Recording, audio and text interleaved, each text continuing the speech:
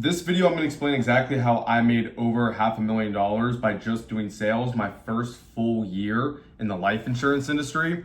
Now, those results are pretty solid. I don't know a lot of other solely life insurance sales, men's sales, women's sales reps that clear over $500,000 solely just based on sales. A lot of people, including myself now, have sales teams and sales agencies. And from that, you can make millions of dollars doing that. But to make millions of dollars doing just sales in the life insurance industry is pretty much unheard of. Even doing over $500,000 in income in a year just from sales is pretty much unheard of. But here's exactly how I did it. I'm gonna explain step by step what I think the most important things are for the sales process in life insurance. So here we go. First thing is what nobody wants to hear. The first thing is actually volume. More volume. The top producers in sales, they get told no the most, and that's kind of a hard concept to wrap your head around, because you think of like top producers and you think of all these salespeople as like, oh, they're so good at sales and they never get told no and all of that. And yeah, sure, they are good at sales, but they definitely get told no, and they get told no the most actually. In order to get told yes the most, you have to get told no the most. So sheer volume is the number one thing that took me from being a low-level producer to a top producer. Sheer volume. So that's the first thing, is that you have to figure out, how can I do more volume? Is that a motivation thing maybe? Or is that maybe maybe just a skill set issue? But what can I do in order to get more volume? I remember trying to break down how to write 100,000 in a month. I wanted to write 100,000 in a month. And my previous best month was like 30,000. And the month, which was December, it was a December, and I was in December, and I was looking at my numbers, and I was looking at, okay, how much did I currently write? What am I writing this month? What did I write last month? I wanted to write 100,000 in January, and I was like, how can I write 100,000 in January? What do I have to do? And I was laughed at. And the reason why I was laughed at was because what I wrote in December was 6,000. And I wanted to go from 6,000 up to 100,000. So that was obviously a pretty big jump. And pretty much what the answer to the problem was I just need to get in front of more people. I need to get in front of, like, I think the number was like 8 or 9 people a day, pretty much every single day for the entire month of January. And I ended up getting in front of those people. I ended up writing over 70,000. I actually missed 100,000, but running over 70,000, I made 50-something thousand dollars that month just based on sales. So again, very rare to see that, for somebody to make that kind of money by just doing sales. But the way I changed from 6,000 to 70,000, one part of that equation was simply just more volume, just getting in front of more people. You're probably listening to this going, okay, that sounds good. Great idea, Marshall. Like, get in front of more people, no crap, right? Problem is I can't get in front of people. So if the problem is that you can't get in front of people, simple. First thing is, you probably need to work on your skill set. Well, first thing is, you're probably not doing actually enough volume. You probably think you're doing enough volume, and you're actually not doing enough volume. But in the life insurance industry, here's the 2 ways to get more volume. First thing is more phone calls. Plain and simple. You make more phone calls, you're gonna get in front of more people. Second thing, which again, nobody wants to hear that, but that's the truth. Second thing is actually the next point we can go over, which is referrals. You see, all you have to do is get in front of more people. So if you can get really, really good at referrals, and you can increase your work ethic level of doing more phone calls, both of those things are gonna lead to more presentations that you have, which is ultimately gonna get you more sales. I remember this analogy, I was told this once, and it made perfect sense to me. Imagine I'll just say me, okay? I'm terrible at basketball. Worst basketball player, like, you'll see. Like, I don't know, I just not good at it. Like, I'll just hit the rim every single time. Don't know why. I don't know. I played college baseball. That was cool. I was good at that. I box. Fine at that. Not great at that, but I'm fine at that. I'm learning that. golf, okay? Basketball, terrible. So take me, a terrible basketball player, okay? And put me against Steph Curry, and I can beat Steph Curry. I can beat him, okay? The trick here is I have to probably have 100 shots, and he only gets like 10 shots. See, if you give me 100 shots, and let's say Steph Curry shoots 70%, all right? So he shoots 10 shots, he makes 7 of them. Me, let's say I shoot 10%, terrible, okay? I do 100 shots, I make 10 shots. So I make 10 shots, he made 7 shots, I beat Steph Curry. That's what volume does. Volume, it doesn't matter what your skill set level currently is, but by just simply doing more, you're gonna end up getting more sales. And in that process, here's a catch-22. You know what ends up getting better is your skill set. So that's why volume is important. But point number 2, on how to get better at sales in the life insurance industry, and basically what I did to get to where I'm currently at as a leader, because I would never be this level of even a leader if I didn't become a top producer first. Because in leadership, people will replicate and they'll duplicate whatever you do or did. So if I didn't ever become a top producer, then I wouldn't be able to have top producers on the team because I won't be able to teach them. But point number 2 is referrals. Referrals are huge. The way that we get referrals, and this is the way that I got referrals, this is the way the team gets referrals, that's why we have so much success for the team and so many top producers, and why I was able to have so much success. The way we get referrals is pretty unique, but the way we do it is we'll give out AD&D policies. This is sauce right here, okay? We'll give out AD&D policies, and we'll give out other no-cost benefits. And by giving them no-cost benefits and other AD&D policies, not only first are they like, okay, awesome, I just got like, you know, this free thing from this guy. Who doesn't like free stuff? People love free stuff. So you got a free thing from this person. But also with that free thing that you give out, as long as you value the free thing in your explanation, for example, an AD&D policy, you value that whenever you explain that to them, like, hey, this thing's awesome, here's what it does, we paid out this amount in insurance last year, did this free AD&D policy that we're giving you. They value it, they see it as valuable. You can now get referrals based on that. And those referrals can be beneficiaries, they can be other referrals that want to get a $2,000 AD&D policy or a $3,000 AD&D policy. Ours is $2,000. They're gonna, if you properly approach it, you can get them to ask other people or give you names of other people that would also be interested in that thing because it's valuable. I'll give you an analogy. Let's say you're buying a Lamborghini, okay? You're buying a Lamborghini. Actually, let's do this. Let's say I'm giving you a free Lamborghini, right? You're getting a free Lamborghini. It's awesome. It's the best day of your life, okay? But for that free Lamborghini, you gotta tell 10 friends about it or something like that. You gotta tell 10 friends that you're getting this free Lamborghini, and you should hop on the phone call with this guy because you could get a free Lamborghini too, or I need you to hop on a phone call because they're giving me this free Lamborghini. However you want to word it. This person, you have to give 10 names to the person that's giving you the free Lamborghini. You have to give them 10 names. And by giving them 10 names, you also have to let those 10 people know that that person's going to be calling you. The person that's giving you the free Lamborghini is going to be calling those 10 people. You have to let those 10 people know that, okay? You're going to do that. You're not going to be like, oh, well, I guess I'll let 10 people know about it. I guess I'll tell 10 people that, to call you or whatever. I guess I'll do it. No, you're going to do that probably on the spot because you want a freaking free Lamborghini. Why? Because a free Lamborghini is valuable. That's a valuable thing. As long as you trust it, and it's not one of those spam messages you get about a free iPhone 17 or something like that. As long as you trust the person you're talking with, if they're telling you you're going to get a free Lamborghini, if you let 10 people know about it and let them know that I'm going to be calling them, you're going to tell those 10 people are going to be expecting a call from me, and they're going to be happy to talk to me as well because you valued it.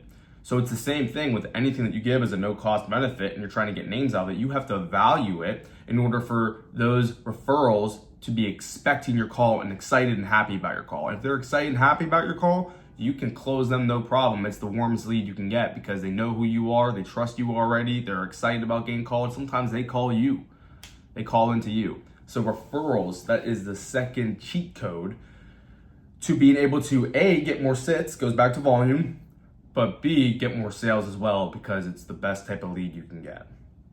So we got volume, we got referrals. Now we're gonna get technical, all right? Let's do it.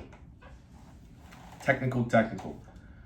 First two things are, they're good. They're kind of outside of the box, but the last three things are gonna be sales techniques. And I know I'm talking about life insurance, but these work for any industry, any type of sales. Sales is sales, right? That's the most important skill set I think you can learn is that in marketing. That's that marketing. Look at any great business, like look at like Amazon or look at like just any crazy good business, Amazon, Globe Life, that's us, or whoever, you know. Look at any crazy business, what do they have? They have really, really good marketing and they have really good sales because marketing is great, but if you can't convert that exposure into income, then it's pointless. Marketing's like, okay, how can we get more and more exposure? And then sales is like, okay, how can we convert that exposure into income, into profit?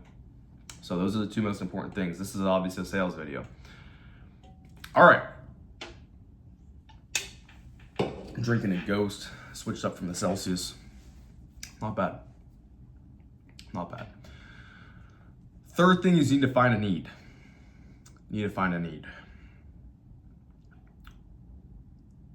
Maybe that sounds obvious, but especially whenever you're reading a script, I love scripts. Some people hate scripts. I love scripts because if it's a well-written script like our script where it's been refined for like over 100 years and things added to it, things taken out and shaped to fit, you know, what modern culture is and modern sales is, and it just converts a bunch of people and closes a bunch of people like consistently and just doesn't fail.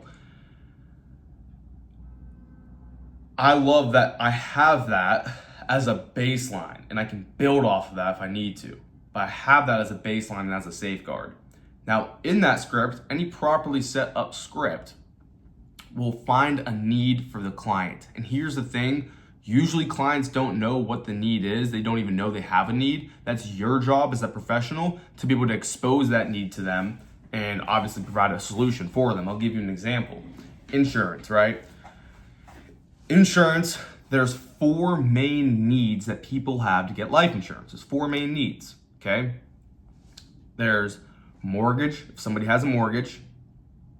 There's kids, if they got kids, I'll explain why. But if they got kids, I'll explain why for both, all 4 in a second. Third is final expenses, taking care of funeral expenses, for example. And then the last thing is just to leave a nest egg behind for somebody. That's in no order of importance either. That's just how they came to my head. But those are the 4 most common ones. Mortgage, why does that matter? People don't realize whenever you pass away, if you have a mortgage, that mortgage doesn't, and this goes for any loan, student loans, car loan, mortgage loan, whatever, that doesn't just disappear. It's not like the bank's gonna go, oh, you died, okay, let's pay off your mortgage for you and give the house to somebody else. No, the bank's gonna go, oh, you have an open loan with us, you owe us money, a lot of money, and yeah, we're gonna take this house back because you're dead. It's cutthroat. That's how it works with mortgages, completely cutthroat. So whenever someone passes away, if they want to retain that house, then that mortgage needs to get paid off, because if it gets passed over to Mary, like let's say Joe passes away and the mortgage gets passed off to Mary, she's not gonna be able to afford the house anymore because Joe passed away. So we got to make sure that there's something set up that's gonna pay Mary so she can A, afford the mortgage, or B, pay off that entire freaking mortgage so that Mary can have the house now. That's mortgage and mortgage protection. Second big need is income. Income protection, taking care of somebody's income if they pass away, and this is mainly used for kids or dependents. So if you're working and you have, let's say, 3 kids, for example, the average cost to raise a child from 0 to 18 is $300,000 roughly. So if you got 3 kids and they're like 4, 5, and 6, like you're looking at like almost $900,000 that is liability if you pass away. Like, that needs to get paid, obviously. You need to make sure your kids are taken care of if you care about your kids at all, right? So instead of writing a check for $900,000 and saving that and putting that at the bank, because who has that? Not many people whatsoever. The average, actually not the average, the median income, or the median bank account in America is $2,000. It's like $2,400. The median bank account in America is $2,400 saved up. So yeah, you're not gonna have $900,000 99% of the time saved up and stashed away in case you die, to make sure your kids are raised until 18 if you got 3 kids. So that's where life insurance comes into play. Okay, cool, we got 3 kids, explain that to them. Here, this is gonna pay out XYZ amount of money to at least make sure the kids are taken care of for maybe 5 years or 3 years or all the way till 18, whatever. But that's the concept. That's income. The third one is final expenses. Final expenses are about $20,000 roughly if you're getting a funeral. Now, the thing is with that, just like we mentioned before, most people don't have 20 G's sitting around. And even if they did, to pull that money out and then pay for the funeral, that's a whole process. Sometimes banks don't let you pull that money out at once, or you have to wait for the wire. Or even if you do pull that money out and you pay for that, who really wants to just pull 20K out of pocket whenever their mom passed away? Like, that sucks. No one wants to do that. Life insurance pays out $20,000, takes care of the full cost of the final expense, saves you money, and also not only does it save you money, but it takes care of everything in a headache-free way. So that's for final expenses. You gotta think, most people only have $2,000 saved up, so that's a huge sigh of relief for them. Fourth thing is leaving money behind for people. This one is probably the last ditch resort. Like, if they have final expenses set up, they have mortgage and income and all that, like all those other things already covered, or they don't apply, then kind of your last ditch effort is like, all right, well, you got, let's say you're 70 years old and you got 2 35-year-old kids. Okay, well, do you want to leave some money behind for them? And you'll be shocked how many people want to leave money behind. So that's the last need for life insurance. So your job as somebody that's selling life insurance or whatever you're selling is to go on there unbiasedly, find a need for their situation by asking them questions. Instead of saying statements, ask them questions, find a need for them, and after you find that need for them, just fulfill that need. It's very simple. Most people get like yelled at and screamed at because they're bad salesmen. Like, if you get yelled at and screamed at, it's not the client, it's you. It's because you're not good at sales, and it's okay. The main reason why that happens is because you make assumptions instead of asking questions. Ask questions, figure out what their need is, and then provide a solution to that need. Simple. Okay, that's the third point I would make. Fourth point I would make, again, if I had to go back and do it over again, like, these 5 things are what I would change or instantly implement into my sales practice in order to become a top producer quicker.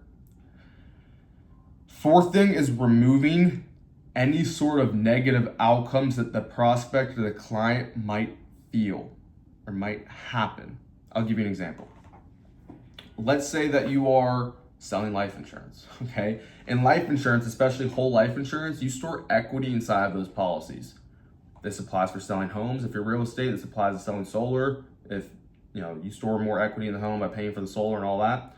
All that stuff is removing the negative outcome of spending money and losing money. That's all that is. That's all it is. It's like, think of it as an investment. The money you're putting inside a life insurance policy gets stored in that, if it's a whole life policy. And not only does that money get stored in there, it actually accumulates in there at a certain interest rate, so you actually end up making money from the policy itself. You can pull from that money and you can use that while you're living, so why wouldn't you do it?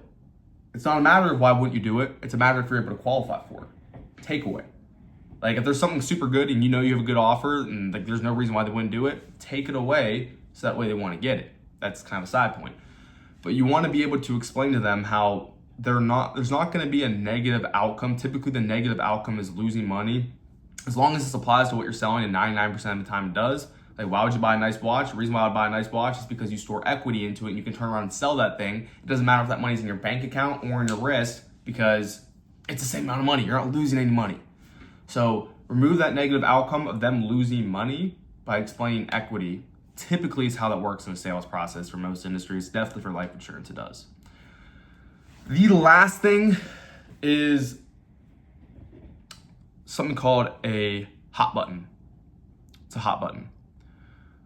So a hot button for somebody is something that they like the most about whatever you're selling. And they'll reveal that to you because they'll usually give you like an ooh or an ah whenever you're talking about it, and they'll ask you a bunch of questions about it. So I'll give you an example for life insurance. I'll also give you one for real estate too, because I was taught this concept actually through a real estate example, even though I've never done real estate. So I'll give you both. I'll start off the life insurance one because that's my, that's what I'm good at. You know what I mean? I'm, like I said, I've never sold real estate. A hot button for life insurance would be like, for example, this is like a big one. If you're selling a policy to someone has kids, it's their kids probably. Because why do you stand up? Why do you go to work every single day as a parent? Is to make sure your kids are taken care of. Imagine what that's like if you're not in the picture. Like, they're gonna be in big trouble. So you're getting a policy set up, not because any other widget or gadget explanation, like, oh, the price is locked in, these are the cheapest rates. This is what most people do. They try to sell the widgets and the gadgets. Like, oh, well, the price is locked in, and like, oh, well, you know, it's never gonna expire, and you know, you have really good age rates, and we have this discount going on, all that bull crap. That's not the main reason why they'd want it. The main reason why they want it in that scenario is because their freaking kids will be taken care of. So hammer that and focus on that and lock down on that. Like, hey, if you die, your kids are being fully taken care of, and keep bringing that back up and reminding them that. And it's like, well, yeah, I mean, like, why wouldn't you get it set up then? Because that's the hot button. That's the 80%. That's the cake. That's the reason. So focus on whatever that hot button is for that person. That's the most important thing to them. That's why they'll buy, not the gadgets, not the widgets, not the, you know, it's not the fluff, not the sprinkles, you know. Real estate example that taught me this was, I was reading a book, and the way they explained it was, let's say a husband and a wife are going to buy a house. They walk into the house, and let's say there's dirty floors. The husband's like, oh, these are super dirty floors. Well, yeah, they walk in super dirty floors, and the wife's like, yeah, but that's a really nice, I forget the name of the tree. Rose tree? Do roses have trees? I don't think they do. What's a nice tree? Pine trees. I'm from Pittsburgh. We got a lot of pine trees. No pine trees in Florida. We're in Florida, let's do palm trees. Okay, yeah, but there's some beautiful palm trees outside. And he goes, okay, yeah, cool. So the realtor, the wife, and the husband, they keep walking throughout the house. Stains on the wall. Husband's like, why are you showing this to us? There's stains on the wall, like, this is disgusting. And the realtor is like, yeah, but, you know, that the stains on the wall, like, those are actually paintings from, like, palm trees. Like, it's like, let's say it's a palm tree wallpaper they have. Those stains, it's from the palm tree wallpaper. That's why. It's because of that all the palm trees outside. And they keep on walking. They keep on going through. The kitchen's a mess. It's completely destroyed. Husband's starting to get really angry. He's getting pissed off. Why are you showing me this? The kitchen's destroyed. It's disgusting here. It smells. There's flies everywhere. You know, the window's broken. And he's like, yeah, the window's broken. But if you look through the window, you have that beautiful view of all the palm trees, etc. You get the point. Keep going through the house, bad things keep popping up. Realtor keeps relying back on the palm trees. The palm trees, now this is the scenario that was given to me. Now here's the thing that's kind of tricky with that, is you'd have to find both red buttons. Like, you'd have to find like the hot button for the dad, and also the hot button for the wife, right? Like, you'd have to have a hot button for both. But the hot button for the wife, like, that wife is sold, I'm telling you. That wife is like, honey, she's grabbing his shirt, honey, let's buy this house, like the palm trees. Like, she's all over it, you know what I mean? But you'd have to get a hot button for the husband too in that scenario to be able to sell them. But that hopefully depicts the picture of hot buttons. That's what sells. So figure out what that hot button is and then hammer down on that. Those are 5 sales tips that I wish I knew whenever I started selling life insurance. Again, those are things that I learned from doing sales at an extremely high level, and to be able to make over $500,000 from just sales alone in the life insurance industry. Use those tips. Hopefully those work out well. Let me know what you think in the comments. Maybe it's a video you want to see next, or maybe even comment on which of those 5 points you felt like helped you the most. I'm gonna start posting on here a lot more, but make sure you like and subscribe. See ya.